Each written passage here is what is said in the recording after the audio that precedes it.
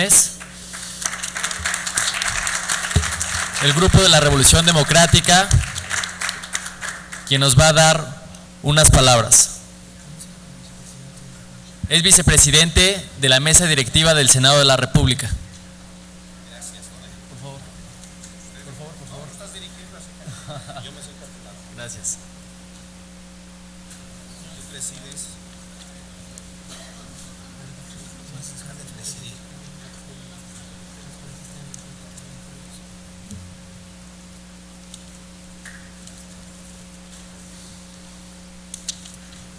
Sí. Gracias. Pues buenas tardes a todas y todos. Primero felicitarles por este ejercicio.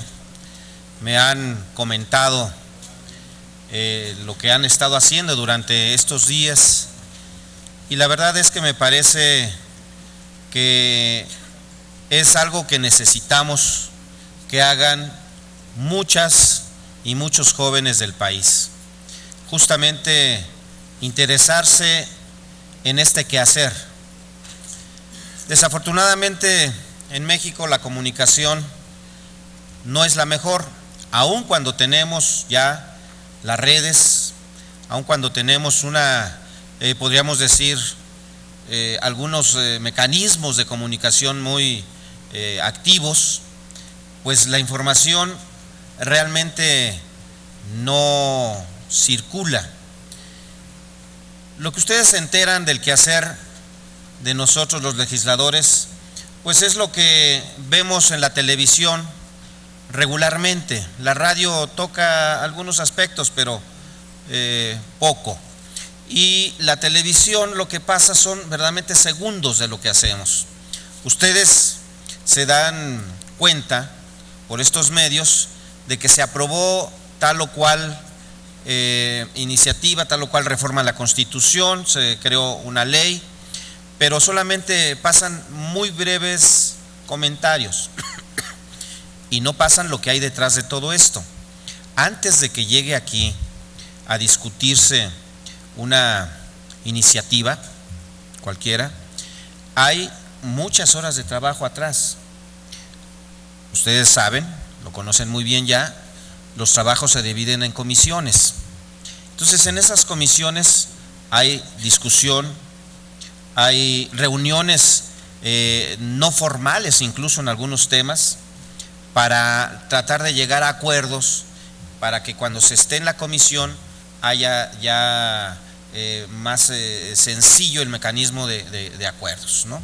O esté armada ya una ley con las observaciones de todo mundo, cuando es una ley, por supuesto, de consenso. También cuando no hay consenso, bueno, se llevan muchas horas de discusión y lo que llegamos aquí a hacer al pleno, pues son ya, digamos, las discusiones últimas, pero previo, pues hay muchas horas invertidas en esto y aquello no se ve. Por eso digo, esto lo explico porque regularmente la sociedad dice, pues ustedes nada más llegan a alzar la mano, ¿no? Y ya, y en algunas ocasiones simple y sencillamente es por consigna y alzan la mano y votan incluso sin saber qué leyes están aprobando. Bueno, esta es una parte del quehacer legislativo. Quiero comentarles a ustedes muy brevemente lo que fue esta 62ª legislatura. Está por concluir. El 1 de septiembre inicia la 63ª legislatura. Los trabajos de esta pues ya fueron cerrados, de esta legislatura.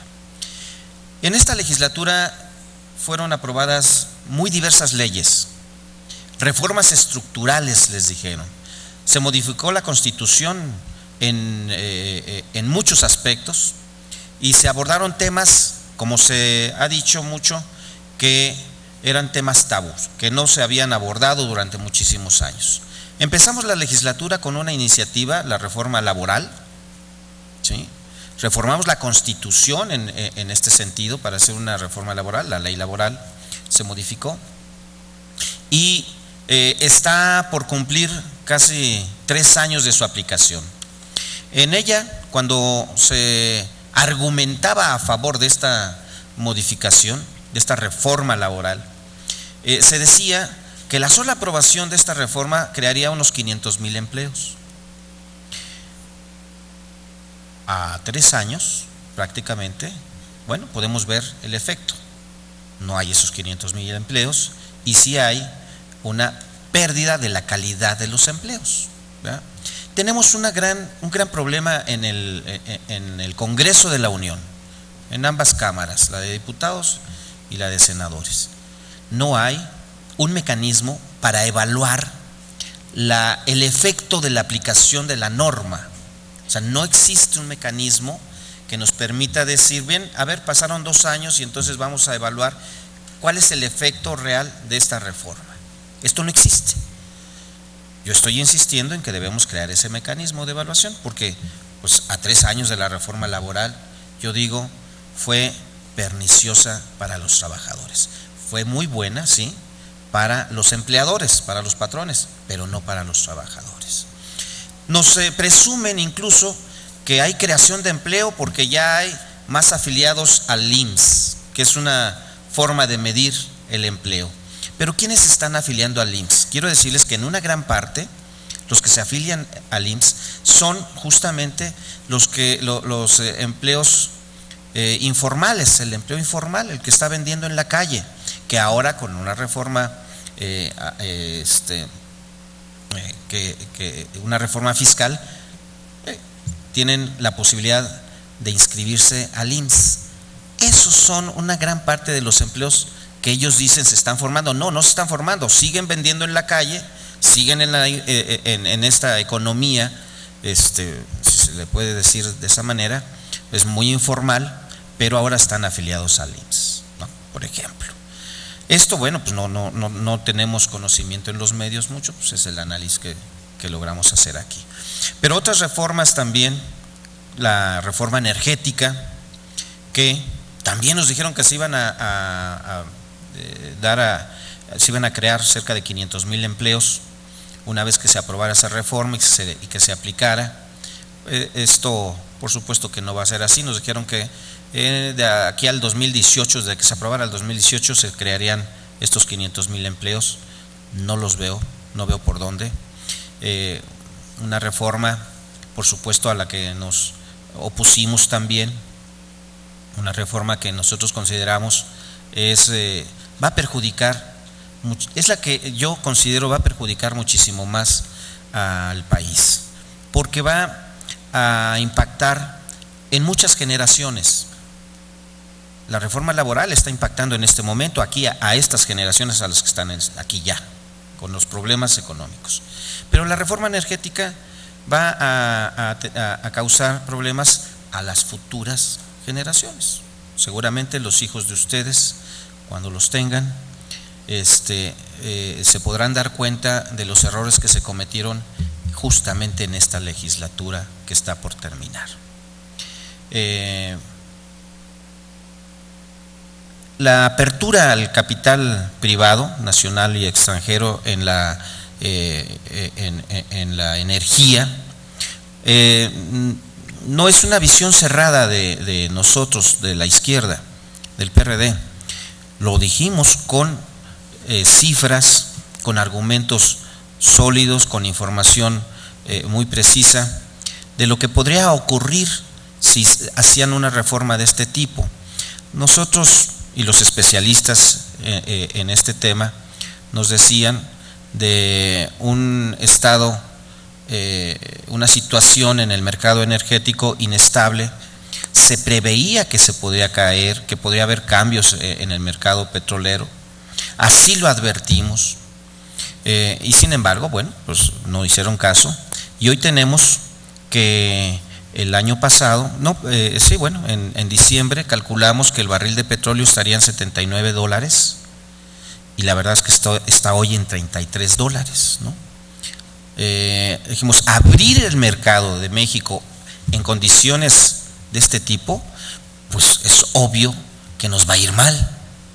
O sea, ¿qué empresa petrolera nos va a venir a ofrecer una buena cantidad por nuestro petróleo cuando está tan devaluado? Y estos 33 dólares van a caer todavía un poco más, o sea, no es lo último. Nosotros consideramos que va a caer más todavía el precio del petróleo. Entonces, imagínense vender ahorita nuestras reservas petroleras a estos bajos precios, pues es, la verdad, me parece no entender nada de lo que es el mercado petrolero. Pero bueno, hay ahí algunos intereses que no necesariamente tienen que ver con el progreso del país. La reforma educativa, que también aquí se dividió nuestra fracción, algunos votaron a favor, otros votamos en contra. Creemos que esa reforma educativa, al menos yo, no es una reforma que vaya a modificar la calidad de la educación. Es una reforma que tiene muchos intereses distintos, pero al final de cuentas es una reforma administrativa en la educación. Por supuesto que las cosas no están bien en la educación, pero tenemos problemas graves, por ejemplo, de la infraestructura educativa, que ustedes conocen muy bien, ¿verdad? El modelo educativo en México no funciona, tenemos que modificarlo, tenemos que cambiarlo, pero nos hemos centrado en la evaluación a los maestros, en conocer cuántos maestros hay, porque ni siquiera eso se sabía. Pero yo creo que de fondo está la intención de tener el control político de los maestros y maestras. A ver, el Baster Gordillo fue hecha por el PRI, fue creada por el PRI y fue puesta ahí como dirigente de los maestros por el PRI. Rompe el Baster con el PRI, apoya al PAN, luego forma su partido, y esta es una afrenta al PRI, creo yo, que no se la perdonan. Y cuando entra el PRI de nueva cuenta al poder, pues lo primero que hacen es ir y apresarla. Yo, por supuesto que no creo de ninguna manera que sea una cuestión de justicia. Sí creo, por supuesto, que se llevó todo ese dinero, que dicen que se malversó esos recursos que eran de los maestros, sí, eso sí lo creo, pero la acción misma no fue buscando justicia, es tener el control de nueva cuenta de ese gremio que es casi 1 millón de maestros. Y ustedes los ven ya, están muy tranquilos, ¿verdad? No se mueven, no dicen prácticamente nada. De lo que se habla en esto, sí, y es mucho, es de la sección 22 o de la CENTE en general, y específicamente de la sección 22 en Oaxaca. Y se habla de los aviadores que tienen ahí, ¿no? Se habla mucho de aviadores en la CENTE y pues la negativa a su evaluación. Pero déjenme decirles, la CENTE es un 10%, si acaso, representa un 10% del magisterio nacional. En el CENTE, en el sindicato, ¿no hay aviadores? ¿Han escuchado algo ustedes de eso, de que le acusen al sindicato de que ahí hay aviadores? No lo han dicho, pero por supuesto que también hay aviadores, por supuesto que también hay miles de personas ahí comisionadas al sindicato y muchas otras cosas más. Entonces, pues la verdad es que creo que esa reforma educativa no es lo que necesita el país, no es lo que estamos necesitando urgentemente para que tengamos una educación verdaderamente de calidad. Hay otras reformas, la reforma a telecomunicaciones, que no logró el objetivo. Originalmente esta reforma tenía que ver con eliminar monopolios en las telecomunicaciones, eliminar el monopolio de Televisa, que es un enorme monopolio, por supuesto, eliminar el monopolio de la telefonía, ¿sí?, de Carlos Slim, y esto no se logró porque al final de cuentas, y sobre todo en las leyes secundarias, pues se dejaron ahí cuestiones que les permiten seguir prácticamente como estaban desde un principio. Nosotros creemos que por supuesto los monopolios no deben existir, debe existir la libre competencia y darles oportunidad a las empresas a que de acuerdo a sus capacidades, de acuerdo a su calidad en los servicios, pues puedan competir realmente en el mercado, pero en este caso no se logró. En fin, hay muchas otras cuestiones que podría yo hablar de esta reforma, de esta legislatura, pero les he puesto solamente algunos ejemplos. Dicen que esta legislatura pues será recordada, será histórica, y yo creo que sí, aunque algunos dicen que positivamente, yo digo que será recordada negativamente, que seremos recordados aquí por algunos impactos en la economía, sobre todo en la economía futura, que no serán los mejores impactos, no es lo que estamos buscando para crecer como país. Y bueno, pues le dejo aquí para que ustedes continúen con su trabajo, ¿verdad? Pero estoy a sus órdenes si hay algún comentario, pregunta o sugerencia, con todo gusto. Gracias al senador Luis Sánchez Jiménez, vicepresidente de la mesa directiva del Senado de la República. ¿Algún parlamentario tiene alguna pregunta para el senador Luis Sánchez Jiménez? Sí, sonido en el escaño número 36, por favor. Bueno, buenas tardes, senador. Gracias. Primeramente quiero agradecerle pues la oportunidad que nos da de conversar y sobre todo el interés que él ha puesto, que tristemente pues no es compartido por todos los senadores, así que agradecemos profundamente su visita. Quiero decirle que yo comparto plenamente pues la visión de este país, que mantiene a lo mejor un ala más hacia la izquierda, y la realidad es que los últimos años han sido muy tristes y muy lamentables en la historia política de este país. Yo lo que quiero preguntarles, si ustedes de cara a esta legislatura entrante, ¿creen que puedan tener algún sistema de contención con aras o con vistas a que efectivamente no solamente las reformas están cuestionadas de manera ideológica, sino ya los resultados que han arrojado, pues es claro que efectivamente existía una razón poderosa, no únicamente de índole ideológico, como cuando observábamos los debates, le recalcaban mucho a la izquierda que no, que la mayoría de los argumentos que los senadores expresaban tenían que ver con cuestiones ideológicas. Ahora ya está demostrado con cifras precisas de que sí existe o de que sí tenían un cierto grado de razón. La pregunta es si ustedes como grupo parlamentario del Partido de la Revolución Democrática están previendo algunos sistemas o planes de contención con este panorama nada provisorio a raíz de la devaluación del peso, si cree que efectivamente pues pueden tener éxito. Muchas gracias. Algo más de información. Yo he estado señalando hace casi un mes el peligro que tenemos para el próximo año con la pérdida de recursos. Vamos a tener mucho menos recursos. Según Hacienda, la Secretaría de Hacienda, en el segundo informe trimestral que nos da, es un informe que nos da a conocer sobre las finanzas, sobre la deuda, la economía en general, nos dice que hemos perdido 212 mil millones de pesos por el concepto de la baja en el precio del petróleo y la disminución de la producción petrolera. Entonces tenemos aquí dos cuestiones. Estamos produciendo menos petróleo, casi un 12% menos, y el precio del petróleo está más abajo.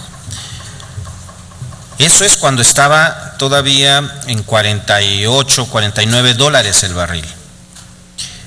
En las últimas fechas, ya les dije, está a 33. Yo estoy calculando que este año vamos a dejar de recibir cerca de 500 mil millones de pesos.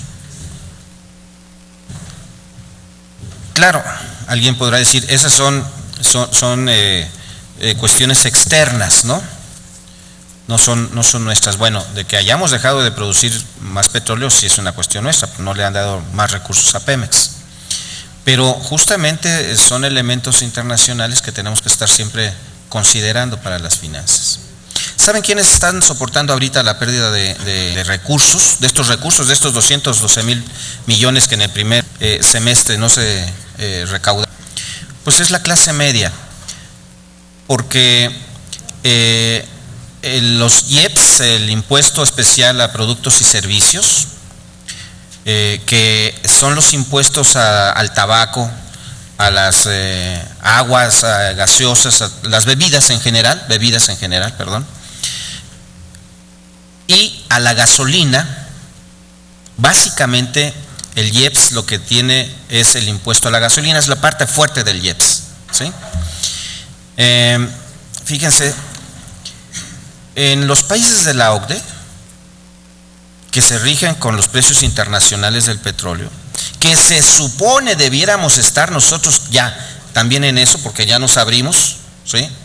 Pues resulta que no. Resulta que en México, aun cuando los combustibles están más bajos, aun cuando las gasolinas bajan en el mundo, en México se mantienen. Y entonces, en lugar de haber recibido 17,000 millones de pesos impuesto a la gasolina, impuesto especial a la gasolina, estábamos recibiendo cerca de 112,000 millones de pesos. Imagínense, casi 100,000 millones de pesos más. ¿Y quién soporta eso? La clase media, básicamente, que es la que compra la gasolina, que es la que gastan más en la gasolina. Bueno, algunos de la clases más bajas también tienen sus carritos, pero compran un poco menos. Entonces, los impuestos o el impuesto a la gasolina más el ISR, que ese sí está más o menos, está mejor, mejor aplicado, pero pues en este caso el impuesto a la gasolina es el que está solventando la pérdida de recursos. Esa información, porque creo que es información valiosa, no se da a conocer. Yo llevo casi un mes tratando de decirlo, de informarlo, y los medios de comunicación tampoco lo toman mucho, ¿no? Algunos no nos hacen mucho caso, pero hoy justamente el Excelsior trae esa nota, porque lo dicen la parte patronal, la parte empresarial, dice, vamos a dejar de recibir 423,000 millones de pesos, y entonces ahora sí es primera plana, porque lo dijeron la parte empresarial, pero lo hemos venido advirtiendo hace rato, y no lo reconoce así el gobierno, pero bueno, está así. Medidas, necesitamos tomar medidas para paliar esto. Bueno, sí, son discursos los que ustedes vieron, a quienes pudieron ver estas discusiones en la reforma energética, sobre todo, que ahí nos llevamos muchos días de discusión, o en la reforma laboral, o en la reforma educativa. Discursos con ideología, pues sí, claro, digo, ustedes, cada quien tiene un pensamiento ideológico y basa sus reflexiones en esa ideología. Sí, digo, eso no tiene por qué ser una señalización para nadie, ¿no? En ese sentido. Pero bueno, son formas que se usan también para tratar de descalificar. Sin embargo, claro, los argumentos que dimos y que estaban cargados de ideología, pues no estaban lejos del análisis real. O sea, nosotros dábamos argumentos, dábamos cifras, dábamos alternativas incluso. Y bueno, pues los resultados son los que ustedes conocen. Desafortunadamente no tenemos otra manera, no hay formas de contención más que tratar de convencer con la razón. Lo otro pues es tener votaciones, pero pues a la izquierda no le dan los números, ¿no? En la conformación de la Cámara de Diputados, pues la izquierda no tiene mayoría. Aquí en algún momento el PRD y el PAN se unieron y han parado cuestiones del PRI. No es muy común, no hemos logrado en muchas ocasiones eso, pero hemos logrado parar algunas cuestiones por ahí. Por ejemplo, la iniciativa de reforma a la seguridad pública que mandó el presidente de la República el año pasado, donde pretende formar un mando único, donde pretende quitarle la facultad a los municipios para que tengan la policía municipal, Y entre otras cosas, esa la paramos, pues, sí, entre el PAN y el PRD, ¿no? Dijimos, no, esto no puede ser, pues, esto es concentrar más el poder. O sea, cada que hay un problema en el país, el centralismo es la propuesta del gobierno federal y nosotros decimos, eso no puede ser. O sea, no es centralismo lo que necesitamos, son otros mecanismos distintos. Pero, salvo contadas ocasiones, pues regularmente el PAN y el PRI se han puesto de acuerdo y sacan las reformas, ¿no? Sacan las leyes y esto. Y desafortunadamente, pues mientras que estemos en esta desventaja numérica, pues muy difícil vamos a poder hacer las cosas. O vamos a lograr otra realidad, ¿no? Muchísimas gracias, senador. Le damos el uso de la voz al compañero Maldonado, que es el escaño 22, por favor. Buenas tardes, senador. Primero, agradecerle su participación en actividades como estas y, en segundo término, hacer una pregunta de cortesía y la pregunta obligada, dada que está en una actividad juvenil. ¿Qué iniciativas ha presentado o a qué iniciativas se ha adherido en materia de desarrollo juvenil? Y otra pregunta, ¿cuáles considera que son los ejes principales para la participación juvenil en la política de México?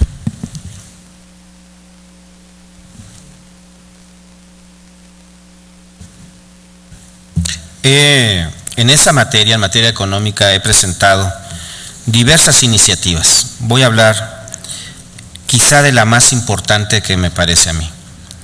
Es la iniciativa del ingreso básico ciudadano. Justamente esta semana tuvimos la participación aquí de Rosario Robles, entonces secretaria de Desarrollo Social. Hoy ya la movieron, hoy ya no es más secretaria de Desarrollo Social. Y la discusión era las políticas asistencialistas, que es la verdad, ese es el término. La política social en México ha caído básicamente en la política asistencialista. Y los números son contundentes.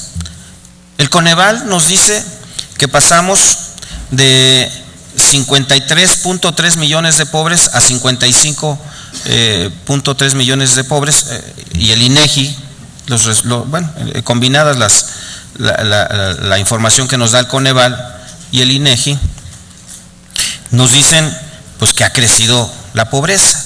Miren, la inversión en programas sociales se da a partir de aproximadamente 1990, 92, 90 más o menos, con Carlos Salinas de Gortari, que crea el primer gran programa social, y ahí empieza a invertirse en programas sociales y empieza a subir la inversión sexenio con sexenio.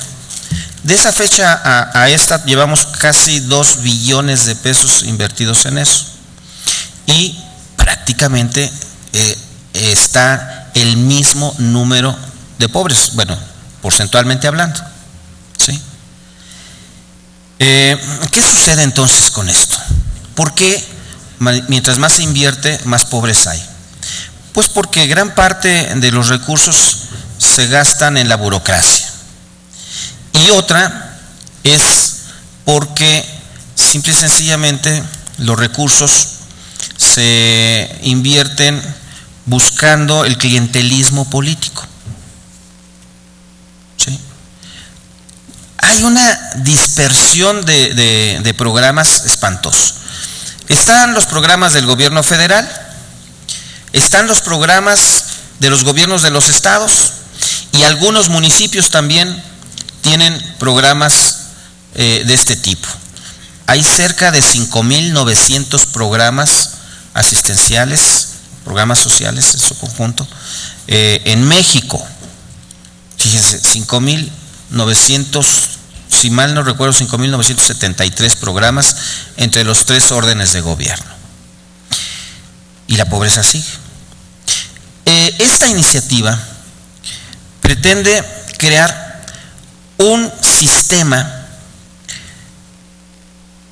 para que todos y todas las ciudadanas tengan un ingreso básico.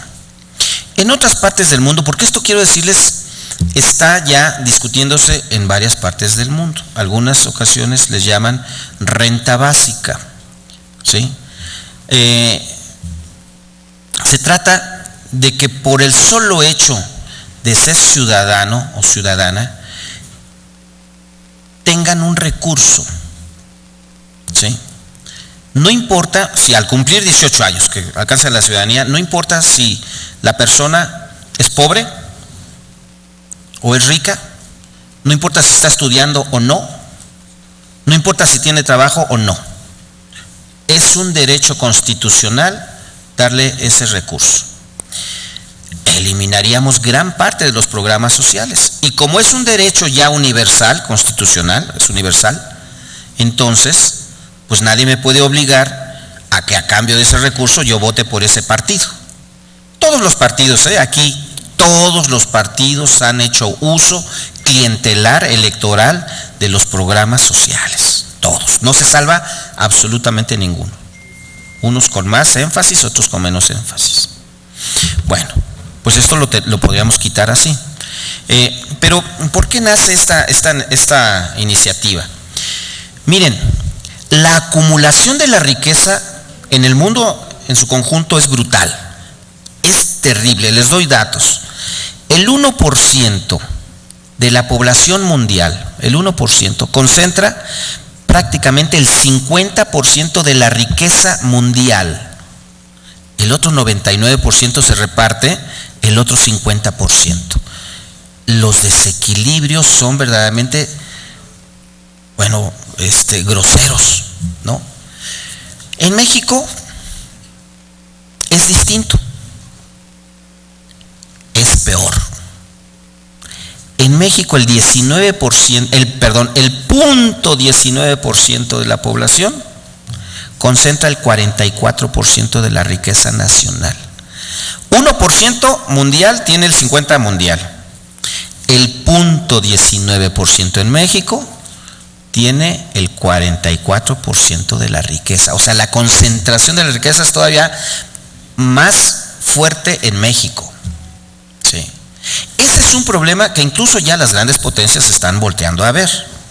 A nivel mundial ya se están dando cuenta que esa excesiva concentración de la riqueza va a provocar problemas muy graves, muy serios al futuro. Y están viendo cómo se revierte. Por eso andan discutiendo ya cuestiones como estas de la renta básica. Esta renta básica en México, yo digo que es universal, pero doy varias alternativas, o doy una alternativa, está bien. Empecemos con el gasto social y vayamos a atender a los 16 millones de personas más pobres en este momento. Pero se trata de que todos paguemos impuestos en la medida de la capacidad del pago de impuestos, ¿sí? Habría una franja de la sociedad que sus ingresos o la falta de ingresos, ¿verdad?, pues no le van a permitir pagar este impuesto que generaría digámosle así, esta bolsa para conformar el ingreso básico ciudadano.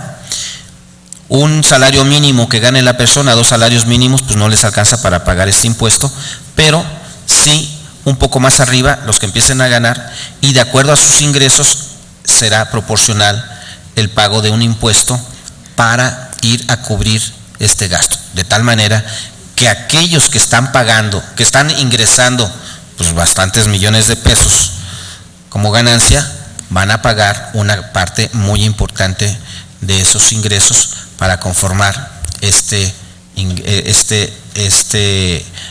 ingreso básico ciudadano. Me han criticado, incluso en mi mismo partido, no han entendido. Me han dicho que este es un impuesto Robin Hood, ¿no?, quitarle al rico para darle al pobre.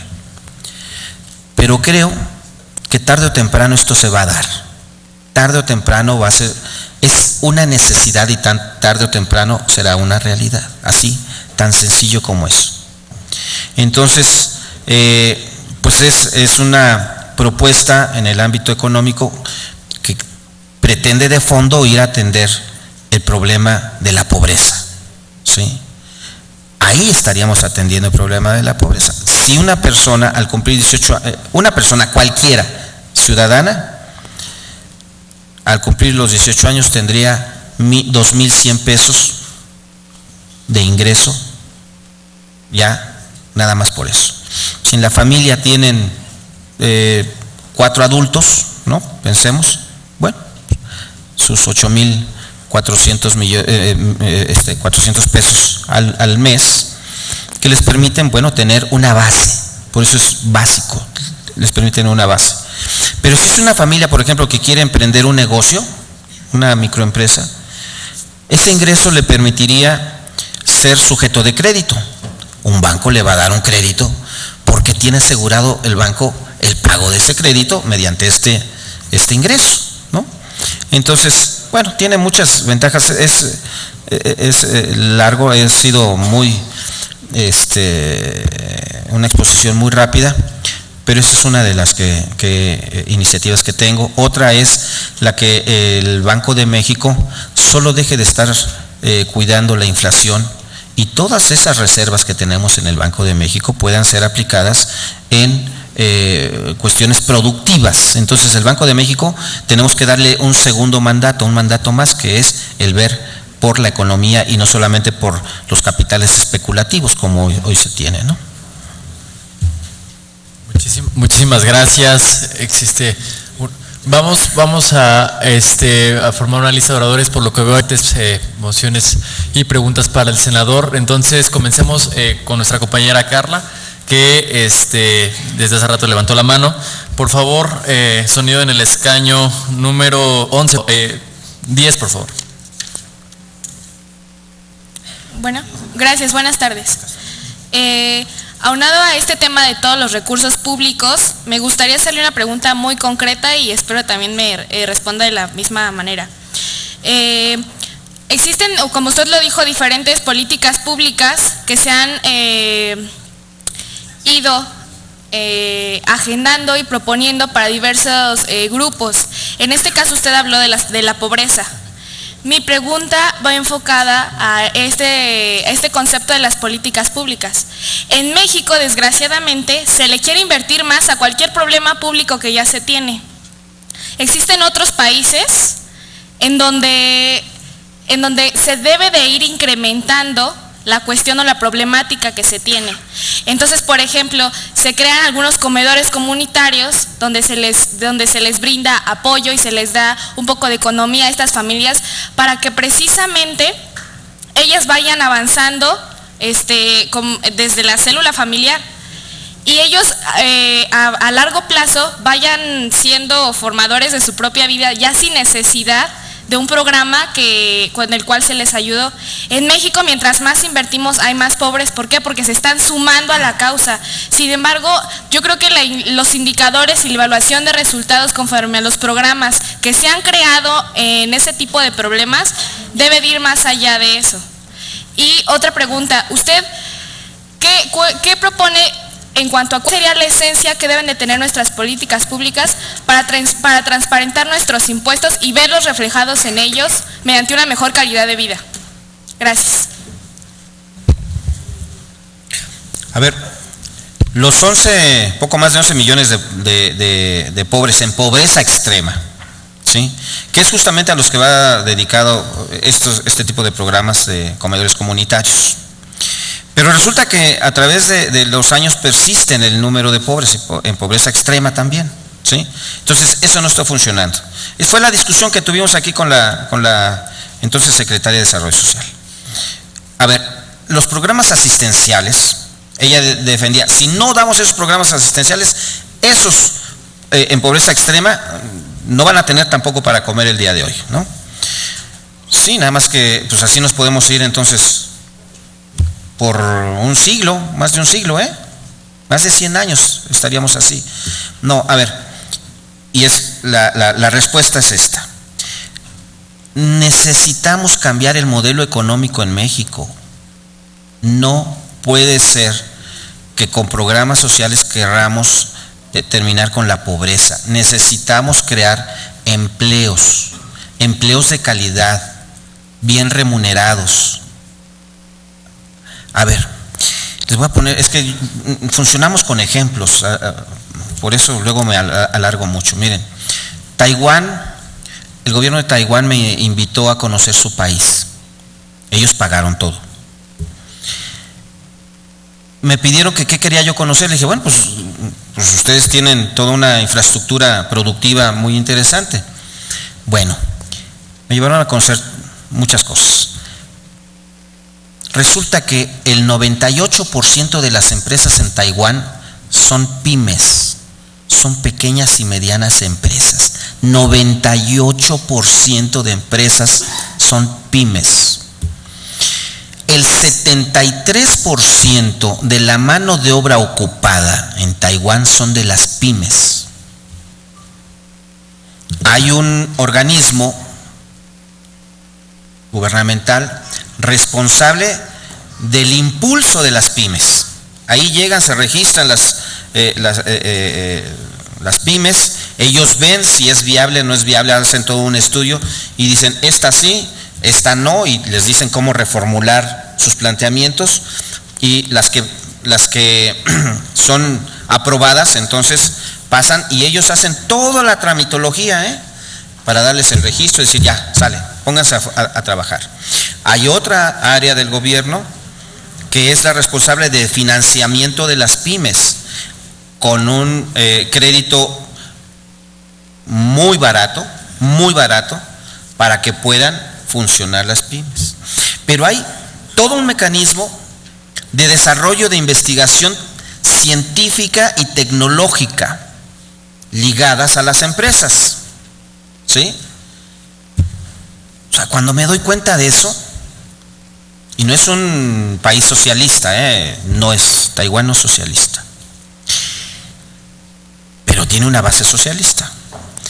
Cuando me doy cuenta de eso, digo, es un país que tiene rumbo, saben hacia dónde van. Taiwán era la mano de obra barata de Estados Unidos hacia los 60s, 70s. Ustedes quizá ya no les tocó, pero todo lo que consumíamos en esa época decía que estaba hecho en Taiwán. Ahora ya no son manufactureros, ahora ellos están fabricando los componentes. Yo les decía, a ver, pero este teléfono ya no dice que está hecho aquí en Taiwán. Y dice, no, pero todo lo que tiene adentro ese teléfono está fabricado aquí. Nosotros lo estamos creando. Tecnología, ¿sí?, incluida. Y de los 70s que empezaron ellos a cambiar a esta fecha, ahora son productores. Taiwán tiene el tamaño más o menos de nuestro estado de Guerrero, 63,000 kilómetros cuadrados. Nosotros traemos casi 2 millones de kilómetros cuadrados. Allá son 22 millones de habitantes. Nosotros somos 115 millones de habitantes, 112. Pues ya no sé, 121. Fíjense ustedes, 100 millones más que aquellos. Pero aquellos no tienen materias primas. Pero además de esos 63,000 kilómetros cuadrados, solo pueden usar una tercera parte del territorio, porque el resto son montañas y respetan sus montañas, respetan el medio ambiente tremendamente. Entonces tienen muy poquito espacio y vean lo que está haciendo Taiwán, ¿no? Lo pongo como ejemplo. O sea, no es posible que aquí en México, con todos los recursos que tenemos, no podamos despegar económicamente. No es posible. ¿Por qué no podemos despegar? Básicamente es corrupción. Tenemos a los hombres más ricos del mundo. Sí, y si ustedes revisan, todos esos tienen que ver con concesiones del Estado o la adquisición de empresas del Estado. Eso se llama corrupción. Y ese es el cáncer en México, la corrupción, lo que no deja despegar a este país económicamente.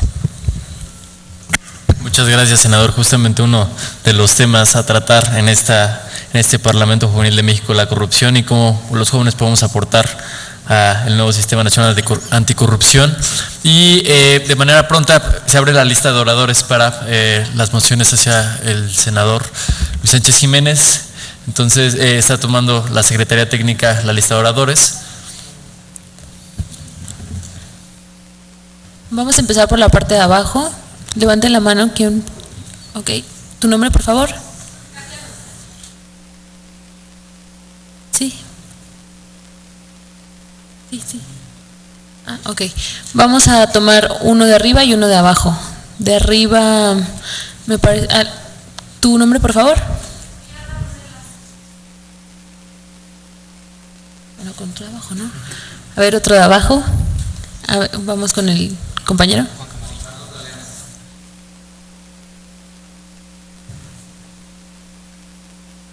Compañero de arriba.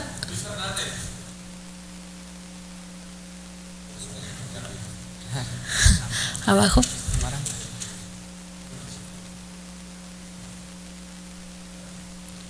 De arriba. ¿Lemuel qué?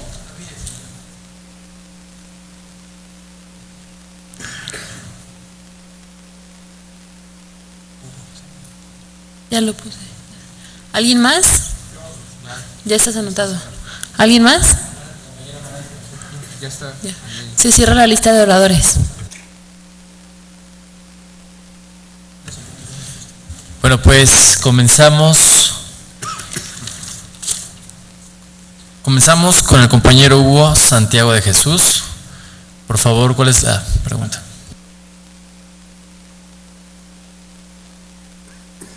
Perdón, sonido en el escaño número 8, por favor. Un saludo, señor senador. Al inicio de su discurso hablaba de una reforma educativa en la cual yo considero es una reforma laboral, la que despide maestros, recorta presupuesto y no invierte en infraestructura educativa y mucho menos en calidad.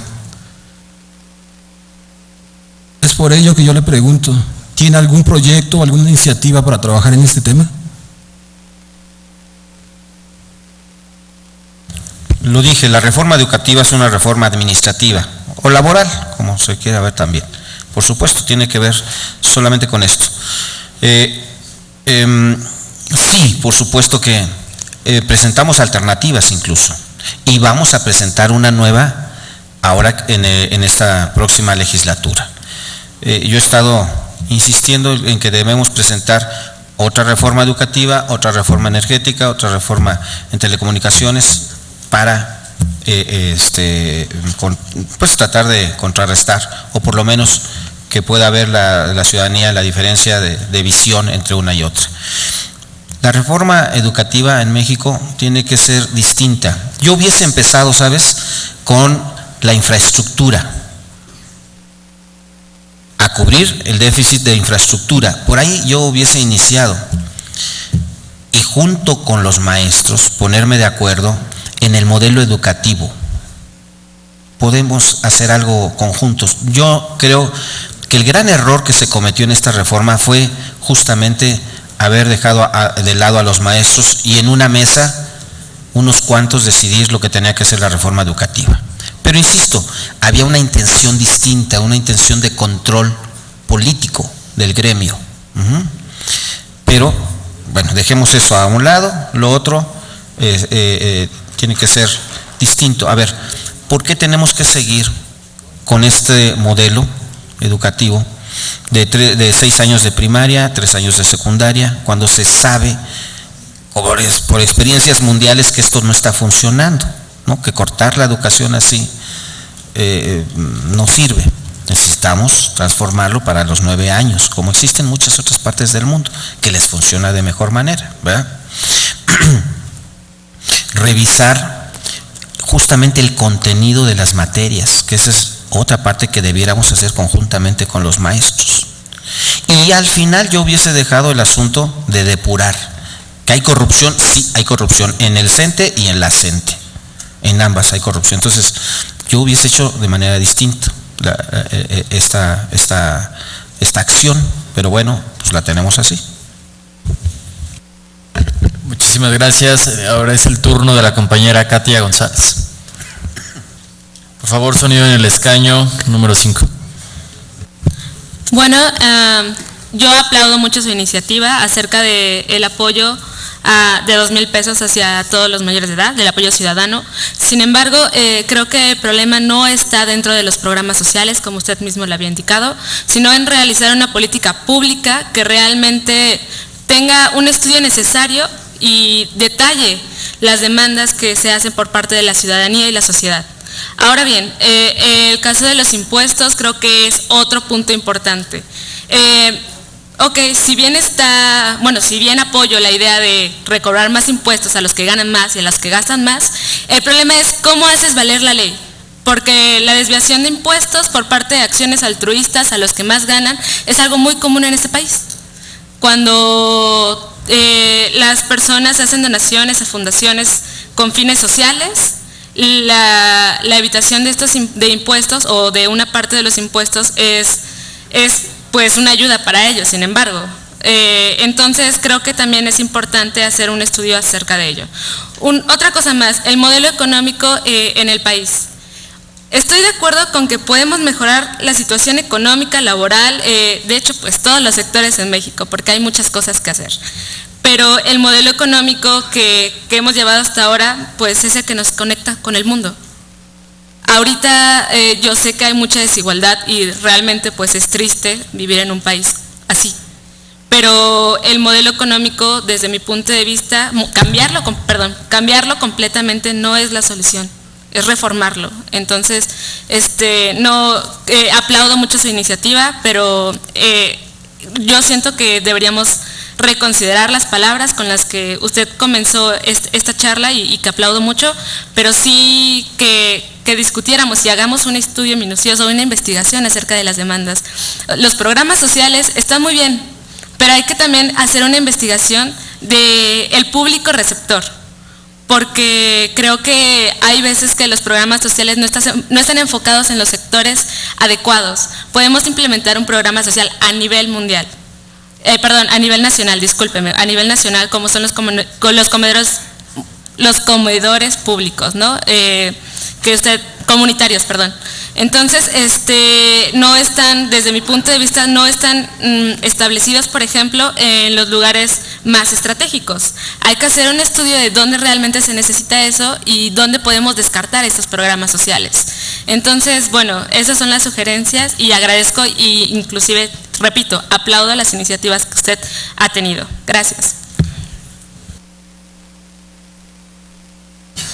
Vamos a hacer una ronda de preguntas. Por favor, continuamos con la compañera Diana Ornelas. Gracias. Buenas tardes, senador. Yo estoy a favor de muchas de las iniciativas que usted ha presentado. Respecto ¿Cuántos han presentado al tema aquí de la los senadores?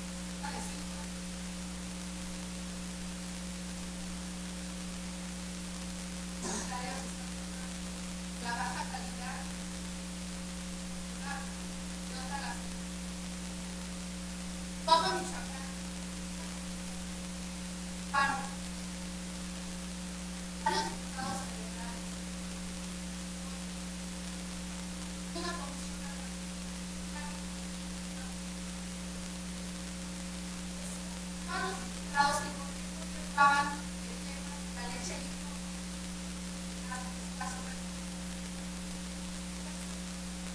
experimental. Una tabla gigante califica ABC a los pobres, de los pobres, los pobres y los más pobres. ¿Saben cuál fue su respuesta? Ahora no se va a llevar la leche. Pobres se la van a pagar. La voy a quitar. Esa fue la respuesta. Y el tema de las colonias, que por cierto,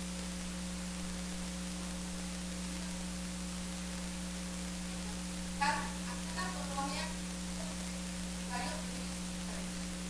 todos los datos que hacen, toda esta base de datos, todos utilizados, lastimoso, con la necesidad de la gente, o viviendo como esta.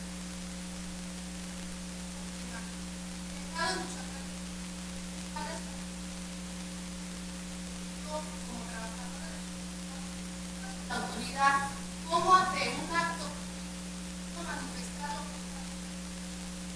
lo mejor y por seguridad, no sepamos dónde quedaron esos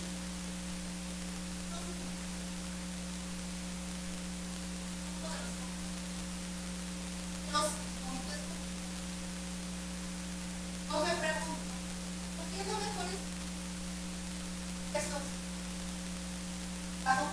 Es una demagogia.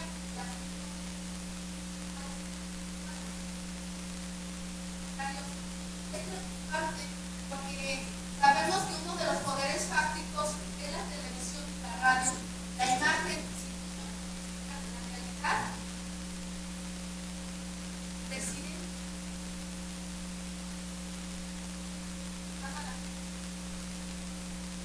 Pero cuando la foto doy cuenta, una paranoia, todo una telenovela que está armando. Compañera, nada más para abocarnos un poquito a la pregunta, porque nadie de los compañeros ha comido y ya vamos algo retrasados, por favor, nada más que seas concreta en la pregunta, por favor.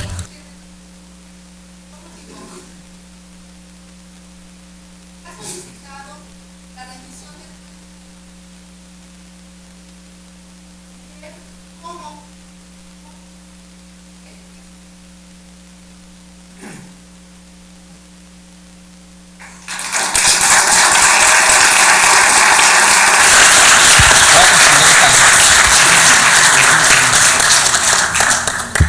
Diana, en mi intervención, en la comparecencia de Rosario Robles, ex perredista, ¿cierto? Ahora funcionaria federal, simple y sencillamente exigí su renuncia por estas cuestiones y otras más, por el uso clientelar de los recursos.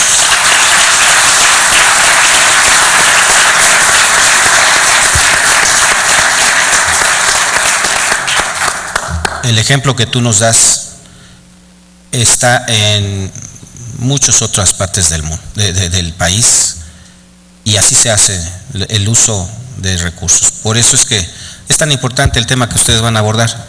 Esto es corrupción, ¿sí? Katia, a ver, no es aceptable de ninguna manera que el altruismo o supuesto altruismo sustituya la responsabilidad del Estado. No se puede aceptar. Bueno, tengo experiencias con lo del Teletón, Yo era presidente municipal de Nezahualcóyotl. Construyeron ahí un centro Teletón. Yo les tenía que dar la licencia de construcción. Mi área de obras públicas, que revisó planos y revisó todo, me dice que ni usando los materiales más caros, mármol y cosas más caras, pudo haber costado esa construcción lo que dicen que costó, porque ellos dijeron que costaba muchísimo dinero la construcción y habilitación de todo eso. Entonces lo que recaudan, una parte lo gastan, pero otra parte se lo quedan. Te lo digo por experiencia, lo viví ahí. Esa es la política altruista por excelencia en México, ¿verdad? Entonces no, porque también está llena de corrupción. El modelo económico tiene que cambiar. No podemos seguir así. Necesitamos incentivar la productividad en México. De esa medida, de esa forma, si creamos empresas, si ayudamos a crear empresas, pues sigamos ese modelo de Taiwán, ¿no? Las microempresas es lo que más mano de obra ocupa en México en este momento. Las pocas microempresas que están ocupando una gran parte de mano de obra. ¿Por qué? Porque no están tecnificadas, y eso es bueno. Eso es lo que necesita México en este momento, ¿sí? Si seguimos creando grandes monopolios, pues vamos a seguir con los problemas que tenemos. Te doy un dato. Las 250 más grandes empresas del país pagan de ISR prácticamente el 6%. Tus papás, tu papá, tu mamá, si trabajan, está pagando de ISR el 30%, más o menos, digo. Vean las grandes diferencias. Corrupción, justamente se llama. Muchísimas gracias, senador. Y pues debido a un poco de la agenda del senador y que se retrasan las actividades del Parlamento Juvenil, le damos muchísimas gracias al senador y un fuerte aplauso por estar aquí con nosotros dialogando. Gracias, senador. Un placer estar con ustedes, y me dicen este es el primer evento que tienen. Ojalá y tengan muchos en el futuro. Muchas gracias a ustedes. Gracias, senador.